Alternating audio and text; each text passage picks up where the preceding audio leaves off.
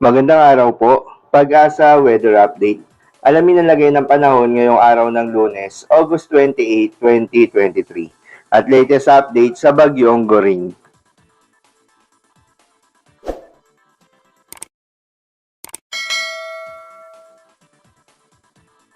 Magandang umaga po sa inyong lahat. Narito na yung ating update sa patuloy nating binabantayan na Bagyong Goring na may international name na Saula, na bahagya nga po itong humina kagabihon. Ito ay super typhoon category or kahapon, at ngayon po muli ay nasa typhoon category na lamang ito. Bahagya ko kasi ngang humina itong bagyong si Goring.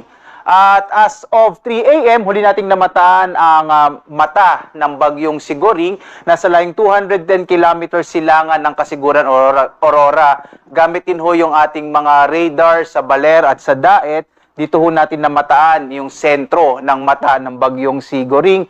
Taglay yung pinakamalakas na hangin na umaabot na lamang ho ng 175 kilometers per hour. Bagyang humina po mula sa 185 kagabi.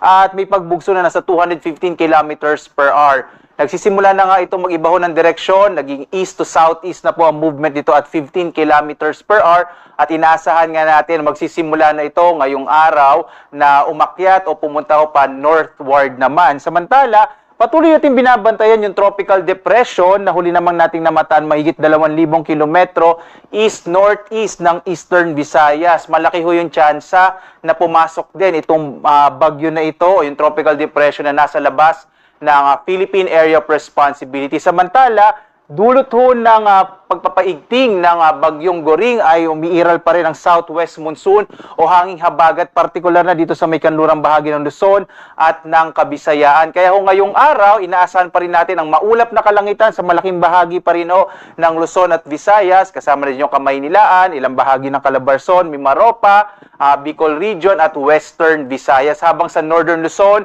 yung Cordillera, Ilocos Region at itong Cagayan Valley patuloy na makararanas pa rin ng mga pag-ulan dulot nga nitong bagyong si Goring at ng southwest monsoon o habagat. Narito ho yung ating latest track ng bagyong si Goring. Makikita ho natin ay ngayong araw nga ho magsisimula ng kumilos pahilagang silangan at eventually po pahilaga. Ito makikita ho ninyo sa ating latest track, itong bagyong si Goring. At magsisimula na itong umakyat patungo na sa may bahagi na ulit ng extreme northern Luzon. Posible rin ho by tomorrow ay maging super typhoon category ulit itong bagyong si Goring, kasi ho kapag nasa karagatan, nandun pa rin yung posibilidad na ito ay lumakas. At hindi na natin inaalis yung posibilidad na yung bagyong Goring ay maglandfall po. Pinakamalapit sa kalupaan ng ating bansa, partikular na dyan ho sa Batanes, itong mata ng bagyo bandang araw ho ng Miyerkules. Kaya sa mga kababayan natin sa Batanes, ngayon kasi nasa signal number 1 ang nakataas na babala ho sa lugar na yan, inaasahan ho natin posibleng lumapit. Ulitin ko po, posibleng lumapit at maglandfall ang bagyong si Goring dito sa may Batanes. Maglandfall man o hindi, inaasahan pa rin natin magiging malaki ho yung magiging epekto ng bagyong Goring sa mga kababayan natin, partikular na sa bahagi ho ng Batanes. Kaya ngayon pa lang, sana maghanda po ang mga kababayan natin dyan sa Batanes area. Samantala, posible hong lumabas ng Philippine Air Responsibility ang bagyong Goring araw naman ng Thursday o Huwebes. Samantala, tingnan ho natin yung magiging track nitong bagyong papasok pa lamang sa Philippine Area of Responsibility. Naglabas ho tayo ng Tropical Cyclone Advisory kagabi ho, bandang alas 11. At posible ho na pumasok ng Philippine Area of Responsibility gabi naman ng Miyerkules itong bagyong ito. At kung sakali po, tatawagin natin siyang bagyong Hana. Itong tropical depression na ito, hindi natin inalis yung posibilidad na lalo pang lalakas. At pagpasok ito ng Philippine Area of Responsibility, posible po na nasa typhoon category itong bagyong ito. So mapapansin ho natin, lalabas ho ng Huwebes ang bagyong si Goring, papasok naman ho itong bagong bagyo na si bagyo. Sakali man po tatawagin natin siyang bagyong Hana sa araw naman din ho ng Huwebes.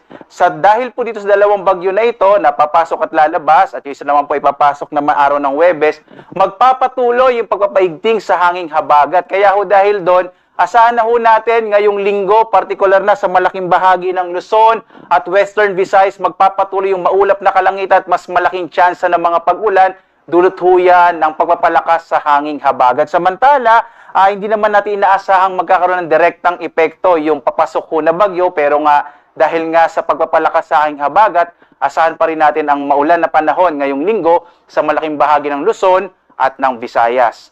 Narito naman ho, nakataas ang ating tropical cyclone wind signal number 1 sa Batanes, Babuyan Islands, northern eastern portion ng mainland Cagayan, silangang bahagi ng Isabela, Hilaga at silangang bahagi ng Aurora, Pulilio Islands, northern eastern portion ng Camarines Norte, kasama yung Calaguas Island, northeastern portion ng Camarines Sur at northern portion ng Catanduanes. Bagya po kasing lumaki yung diameter ho ng bagyo, kaya inabot na rin ho itong bahagi ng itong northern part ng Bicol region. Kaya asahan ho dito sa may Catanduanes, Camarines Norte, Camarines Sur, makararanas din ho ng mga pagbugso ng hangin sa araw na ito. Although papalayo na rin yung bagyo ho natin, simula ho kasi ngayong araw, kikilos na ito pa Hilaga.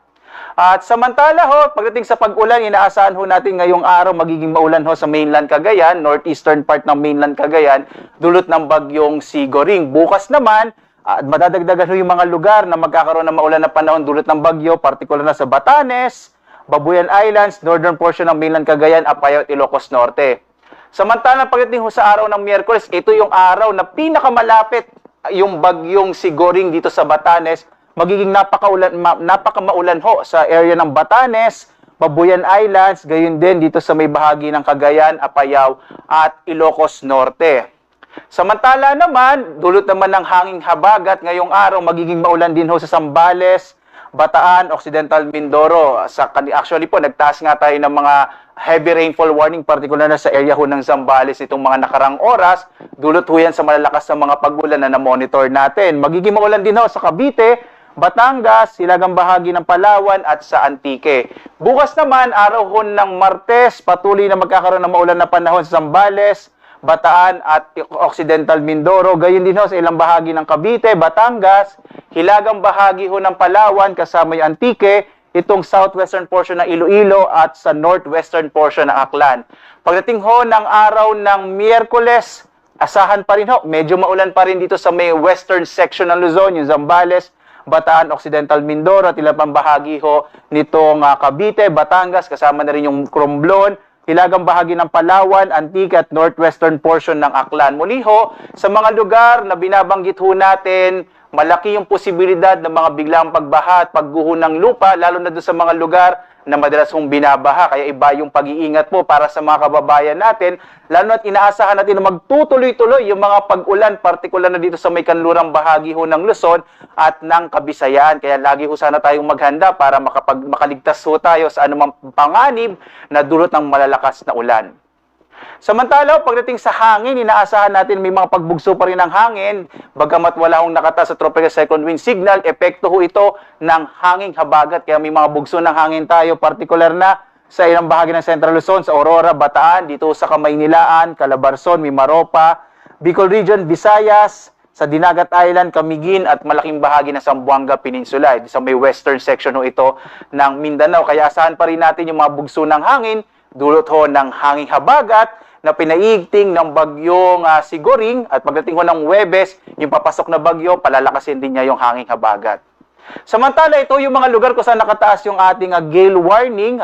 Meron po tayong nakataas sa gale warning sa Batanes, sa Cagayan, kasama yung Babuyan at Calayan, gayon din sa Hilagang Baybayin ng Ilocos Norte, kasama din yung Aurora, Quezon, Palawan, Romblon, Marinduque, Occidental at Oriental Mindoro, Southern Coast ng Batangas, Northern Eastern Coast ng Catanduanes, Masbate kasama yung Burias Island, Antique, Aklan, Capiz, Iloilo, Guimaras at Negros Occidental. Dito sa mga bahagi nito ng ating bansa, inaasa natin magiging maalon yung karagatan, kaya delikado maglayag yung mga maliit na sakyang pandagat at maliliit na mga bangka.